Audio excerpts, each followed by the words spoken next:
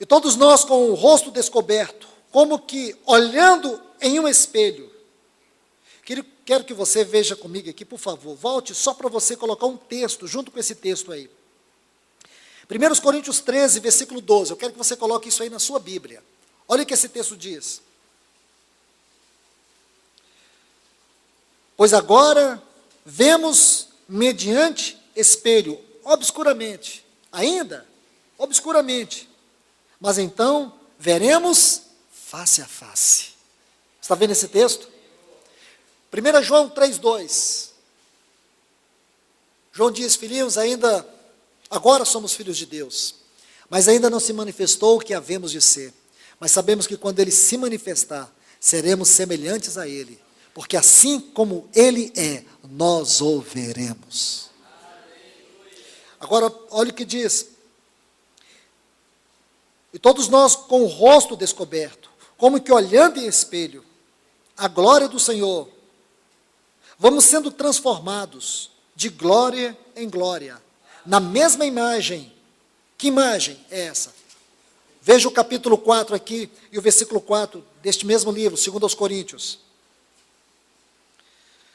Porque Deus, que mandou que das trevas resplandecesse a luz, é o que resplandece em nossos corações, para a luz do conhecimento da glória de Deus, a imagem, Cristo, a imagem de Deus. Está vendo aí na sua Bíblia? O Deus desse século cegou o entendimento dos incrédulos, para que não lhes resplandecesse o evangelho da glória de Cristo, o qual é a imagem de Deus. É assim que está na sua Bíblia? Então, quem é a imagem de Deus aí nesse versículo 4? Cristo é a imagem de Deus. Então, em qual imagem nós estamos sendo transformados? Na imagem de Cristo Jesus. Irmãos, existe algo maior do que isso para você? Você ouviu alguma verdade tão profunda, tão estupenda, do que essa que você está ouvindo agora? O Espírito Santo está fazendo esta obra tão grande em nós. Olha o que ele diz, olha o final do texto, do versículo 18. Estamos sendo transformados de glória em glória, na mesma imagem, como pela ação do Espírito do Senhor. Irmãos, quão lindo é este capítulo 3, de 2 aos Coríntios. O Espírito Santo, ele está escrevendo em nós, ou fazendo de nós uma carta. Uma carta onde ele está escrevendo essa linda história. A grande composição dessa história é um poema de Deus. E neste poema, a grande mensagem é a conformação à imagem do Filho de Deus. Irmãos, é isso que nós temos que transmitir.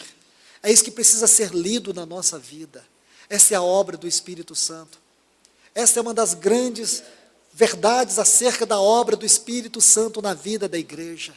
Como eu e você temos que abraçar isto.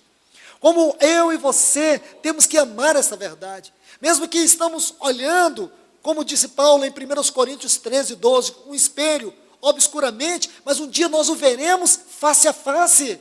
E não somente o veremos face a face, mas ele também, irmãos, será formado em nós. Não somente o veremos, mas ele está sendo conformado em nós. Essa é a grande mensagem aqui. Essa é a grande verdade aqui. Essa é a obra que o Espírito Santo está fazendo em nós. Irmãos, temos que honrar esta pessoa. Temos que ir aos pés do nosso bendito Pai, para que nos ajude a entender toda a gloriosa obra do seu Espírito. Toda a santa obra do seu Espírito. A igreja não pode caminhar sem Ele. Embora sem Ele, ela pode achar que está fazendo muita coisa. Ela pode ignorar a sua doce presença. Ela pode desprezar a sua doce voz. Porque nós somos tão hábeis. Podemos ter cultos todos os dias sem Ele. Podemos ter mensagens sem Ele. Podemos fazer tudo sem Ele. E nos sentimos tão bem. Porque buscamos fazer algo para nós, nos sentir bem. A diferença é que Ele faz tudo em nós para que Deus esteja bem entre nós. Para que Cristo seja glorificado em todas as coisas entre nós. Então, irmãos, veja o perigo de andar sem Ele. Veja o perigo de desonrar a sua pessoa, desonrar a sua obra. Veja quantas perdas nós podemos ter em viver uma vida sem o Espírito Santo. E o único conhecimento, a única experiência que podemos ter dele é puramente uma experiência intelectual. A experiência intelectual acerca do Espírito Santo não diz nada, não representa nada. Se você busca apenas ter uma experiência intelectual dele, um conhecimento doutrinário dele, você não pode tocá-lo, você não pode experimentá-lo. Isso constitui um dos grandes vazios da experiência cristã. Então, irmãos e irmãs, você tem toda uma semana para ponderar. Você tem toda uma semana para estar aos pés dele. Primeiro, olhando a Epístola aos Romanos, vendo aquele capítulo 8, vendo aquele versículo.